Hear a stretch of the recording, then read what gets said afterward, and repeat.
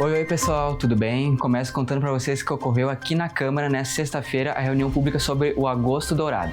Confere aí. Promovida pela Procuradoria Especial da Mulher da Câmara de Caxias, a reunião pública ocorreu nesta sexta-feira, 1º de agosto, no plenário. O evento buscou conscientizar a importância da amamentação, apoiar as mães durante essa fase, destacar os benefícios e combater a desinformação sobre o tema. O evento contou com a participação de autoridades municipais, profissionais da saúde e especialistas que apresentaram novidades sobre o tema, principalmente com a instalação do Banco do Leite no Hospital Geral. E para você que sonha em formalizar a união estável, as inscrições para o casamento comunitário abrem na segunda-feira. Em parceria com o Poder Judiciário e a União das Associações de Bairros, a Prefeitura de Caxias do Sul inicia as inscrições para o casamento comunitário 2025 no dia 4 de agosto, seguindo até 7 de setembro. Os interessados podem se inscrever nos centros comunitários dos bairros todas as tardes de segunda a sexta-feira, na sede da UAB, das 2 às 5 da tarde de segunda a sexta e das 9 da manhã ao meio-dia no sábado, e nos cartórios distritais conforme o horário de atendimento de cada estabelecimento. A inscrição é gratuita, mas as vagas são limitadas. Um documento com foto e CPF dos noivos e testemunhas são obrigatórios para inscrição, agregando outros conforme a situação civil atual. Para ver a relação completa de documentos, acesse o QR Code da tela. A cerimônia será realizada no dia 13 de dezembro na Vila Olímpica da UX. Finalizo te convidando para uma aventura poética e divertida em mais uma edição do TET Teatro em Família. Inspirado nas obras do premiado escritor Alexandre Brito, o Teatro do Sesc Caxias do Sul recebe neste sábado, 2 de agosto, às 4 da tarde, o espetáculo Verbo Cênico Musical Museu Desmiolado. Com foco no público infantil e infanto-juvenil, a peça tem 45 minutos de duração e promete encantar toda a família com suas possibilidades inimagináveis. Os ingressos custam R$30, com opção de meia entrada a 15, e podem ser adquiridos de forma online por meio do QR Code que está na tela.